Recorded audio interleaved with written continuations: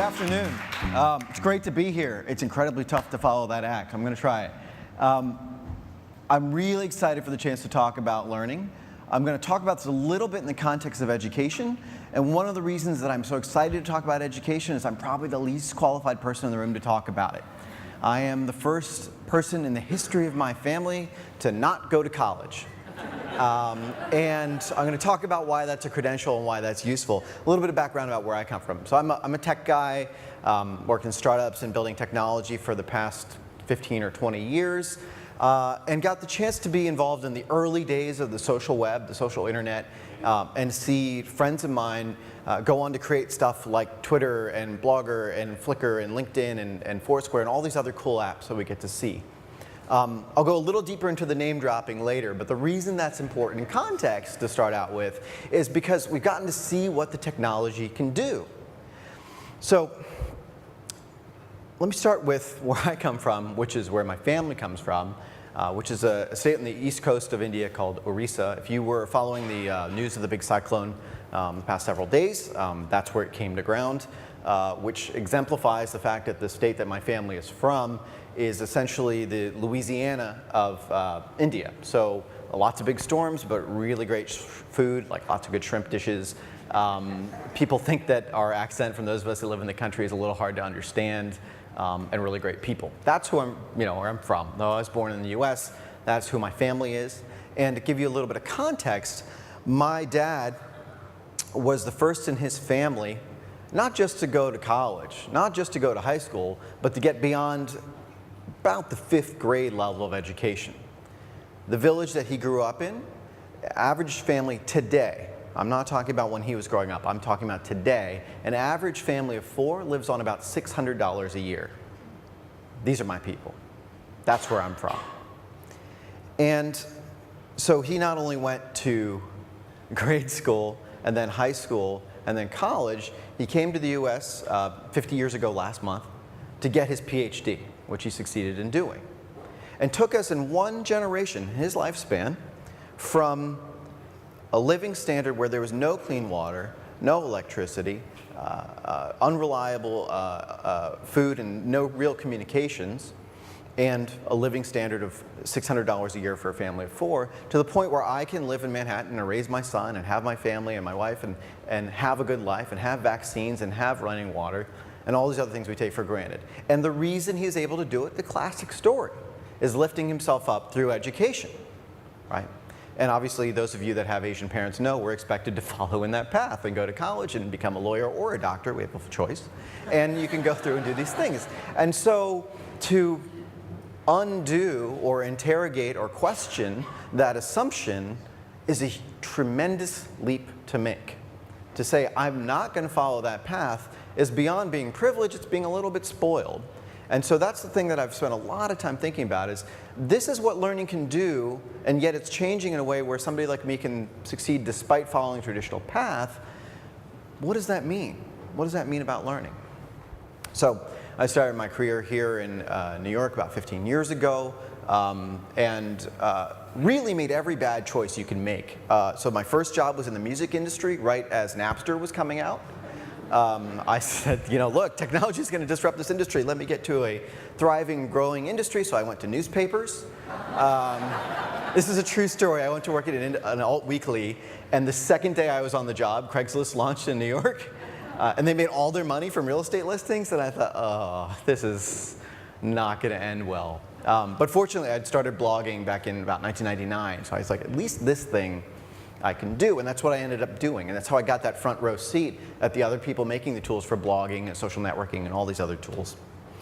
And so we had this pattern that happened, whether it was the music industry or newspapers or all the other things that we're seeing being disrupted, and I'll come back to that word, all these things being disrupted by technology that follow a couple simple patterns. These things repeat. We can learn from them. It's not a surprise anymore when technology changes an industry. So we can say the big institutions will, at first, underestimate the value and the power of that technology. They will dismiss the quality of what the technology can do as insufficient, as not mattering. They will start to wonder whether people like the old ways better enough to overcome the fact that the new thing is cheaper and faster and easier. right? This is the pattern that happens over and over and over. And then the worst problem is the one we don't talk about. The tech people screw it up too. And I know because I see it. I know because I've been in the room while we make these mistakes. And what we do is we talk about disruption. Now, it's generally presented as good. When people talk about tech and they're outside the tech industry, they're like, these people are disrupting, and then they'll just name whatever industry you're in, right? Just enough to scare you. And the thing about disruption, disruption in Chinese language, the two symbols that make up disruption are danger and iPad. That's actually, it's true. I saw it on Wikipedia. It has to be true. And the thing about disruption is that it generally is this sort of let's change things without necessarily thinking through the implications. And frankly, in the case of the music industry, where mostly the people that most fundamentally got disrupted were executives at record labels, that's all right. I'm not too worried about that, because they're still great artists. We just saw one. Much more troubling is when we disrupt education or other things that are bedrocks of having a functioning society, and the people at risk is not a bigwig at a record label, but a kid learning. And so this pattern disruption tends to happen, has a couple flaws, and I want to point them out, not because they're intractable, not to demonize my fellow technologists, but because this time the stakes are so high if education gets disrupted by technology that we can't afford to screw it up. Like, we can't let ourselves make the same mistakes that we make over and over and over. And I want to call out a couple of things we do. We say things like digital natives. We say things like, oh, kids today know how to use technology. I got invited to be part of this Aspen Institute task force on learning and technology and connected learning and how the internet is impacting education. And I don't know why they invited me, but whatever. I got to go in there. It's like, only person in this room that hasn't been to college. And I go and talk to these folks. And people in that room who are brilliant educators, brilliant founders of companies, like they're smart people, but they'll say, kids today, you just give them an iPad and they'll go. They know what to do. It's not true. If you remember nothing else I say, the next time somebody tells you, kids today just know how to use technology, they're born with it, that's bullshit, don't believe them. And it's important because when we make assumptions like that, we put our kids at risk of being left behind. And this is different than the way we've reckoned with this in the past. We talked for many, many years about the digital divide, which is still very real and still very pervasive, but it broke down in a different way than we expected. Smartphones are much more accessible than desktop computers were. So in that sense, have we bridged the divide a little bit? Yeah. But we say these devices are in kids' hands, they're limited. I mean, any of you, when you're going to write something that's the length of a paper, 2 or 3 pages, do you do it on your phone? That'd be masochistic, right? So to say that a kid has access to technology, we have to define what it means. And there's a more fundamental layer to this, which is that not just the nature of what we can do on these tools, but how we use them is different. Depending on which numbers you believe, somewhere between 15 and 20% of people's primary access to the internet in America, and this is in America, is through libraries and other publicly accessible connections. That percentage is even higher if you talk about broadband for people that have broadband at home. And in those contexts, when we talk about connected learning, when we talk about, oh, people are going to teach themselves through the internet how to do all these different things, you can take classes online, what we have is a very clear divide between haves and have-nots in terms of who has access to these new ways to learn. So you'll hear a lot of optimistic, idealistic, and praiseworthy efforts around bringing technology to kids and teaching them through apps, teaching them through technology. And the thing we have to pay attention to is the ways they have access to it. Do they actually fit their lives? Do they fit into the places they can use these devices? Or are we making the assumptions that the kids know how to use the tech, they have access to broadband, they have access to connectivity? These things are not pervasive, they are not universal, and they're not obvious to everyone. It's really important. It's especially important because the tech industry doesn't notice. The conventional wisdom in Silicon Valley is dominated by the big tech companies, and their values are determined by the people that fund them, the venture capitalists. And venture capitalists are easy to demonize for a lot of reasons, but I'll start with one that I like in particular, which is they optimize for efficiency. Who could be against efficiency? Nobody, right? But what does efficiency mean? Efficiency means a small number of people get very, very wealthy by providing a task, a service, a value to society that a lot of people used to do, right? So besides the fact that this is a driver of income inequality, this is a driver of unbalance in the economy, this also has the fact of disconnecting them further and further from the way normal people live. There's an incredible disconnect between Palo Alto, which is where a lot of the big tech startup companies and venture capitalists are, and East Palo Alto, which has one of the highest unemployment rates in America. And they're neighbors. This economic impact filters all the way down to the products that they make. They're saying, we want to incentivize you to be a Facebook or a Google, whoever it is, and have a small number of people that can afford really fancy cars and really nice houses. And when you have the people creating the tools live in that environment, they don't know what it means to think about a school, to think about an educational system where kids, one, are going to public school, like I did, two, are in a school that has limited resources, three, that school doesn't have the time or the attention to be able to teach its educators what this reckoning with technology means. And that's one of the fundamental facts around disruption that is going to be most problematic. The people that are best in position to create the tools of disruption are most disconnected from those who need to benefit from it. That's a solvable problem. I don't think there's bad intent. I don't think computer programmers in Silicon Valley are bad people. What we can't do is abdicate all the responsibility of this transition in technology to people that are that unplugged for it. Because keep in mind who they are. It's 22 or 23-year-old young people. Most of them overwhelmingly male, overwhelmingly privileged. They always want to hire from Stanford grads or MIT grads. So these are kids that have done well in school the whole way through.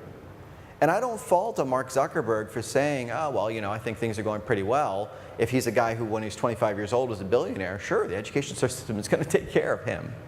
But those aren't the people that can make the decisions about how we learn through these apps. And so I want to call this out because the technology industry and the people who create it are not good at being self-critical.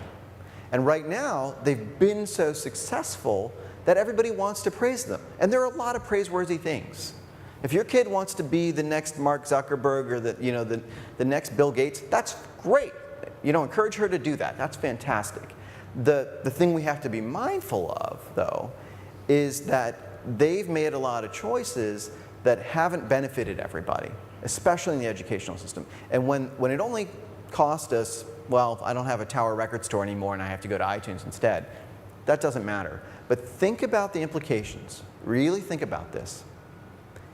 If what happens to public school education in America looks like what happened to record stores over the last 10 or 15 years. What if we take, not everybody, but the top 1/3 richest students in public schools, we give them iPads like they have at home.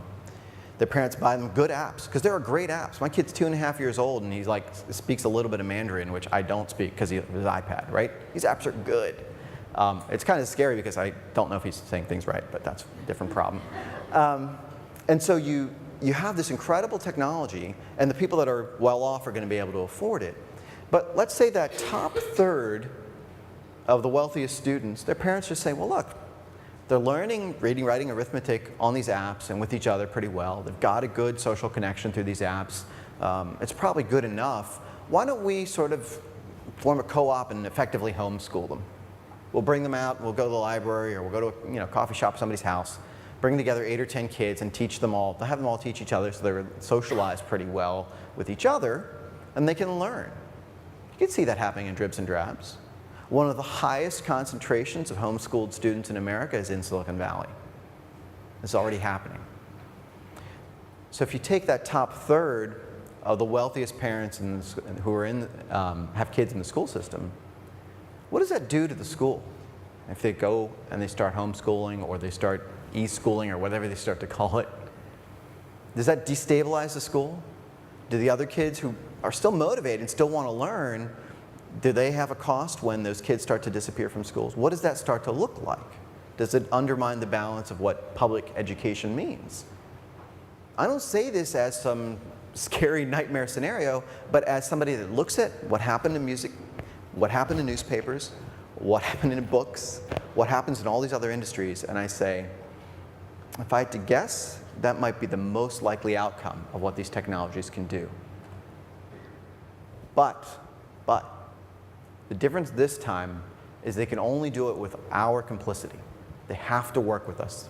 The only ways these technologies are going to disrupt what education means is by all of us participating in it. And that's the way that we can make sure the transition, the changes, the revolution, the disruption that's coming in education is something that benefits all and still serves the fundamental role that education has in society.